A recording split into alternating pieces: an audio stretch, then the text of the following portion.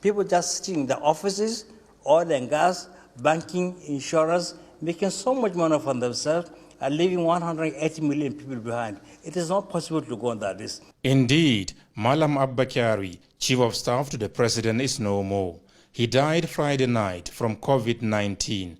The late Chief of Staff was tested positive for the disease shortly after his return from Germany, where he represented Nigeria to meet with officials of Siemens on the expansion program of the nation's power sector.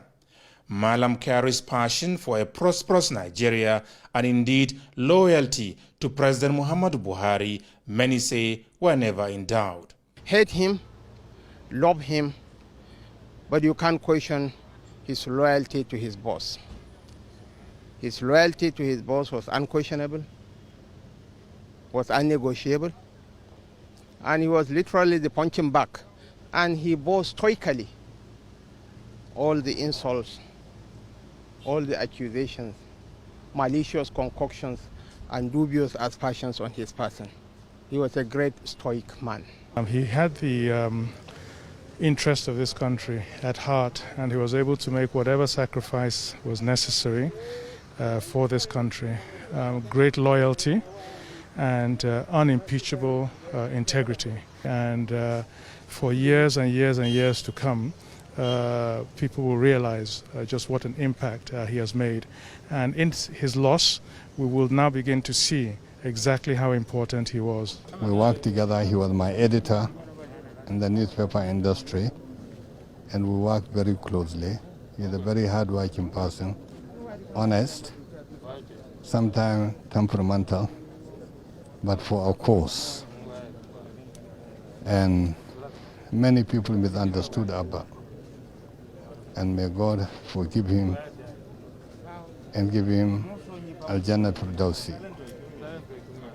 We lost, we lost, we lost. But what lessons are there to learn from the demise of the Chief of Staff to the President, Malam Abba Kyari, from the novel coronavirus? A question posed by NTA News to the Chairman, Presidential Task Force on COVID-19 and Secretary to the Government of the Federation, Boss Mustafa. One of the key lessons for me is that this thing is real and it has come home. How closer can it be to us than this? And that's what I keep saying, that we should not play with this issue. It's not a joke. It has come to ravage our people, ravage our health, and ravage our wealth as a nation. So we must take it more seriously. And the advisories that have gone out there about social distancing, about staying at home, they are not punitive. And I continue to emphasize that they are not punitive. They are meant for our good. So it's a big lesson that our people should not play jokes with this.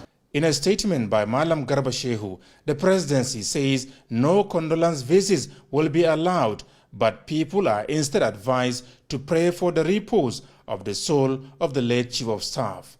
And for those that can utilize the window permitted for movement in the FCT, a condolence register will be opened at the SGF's office from Sunday. From the State House, Adamu Sambu, NTA News.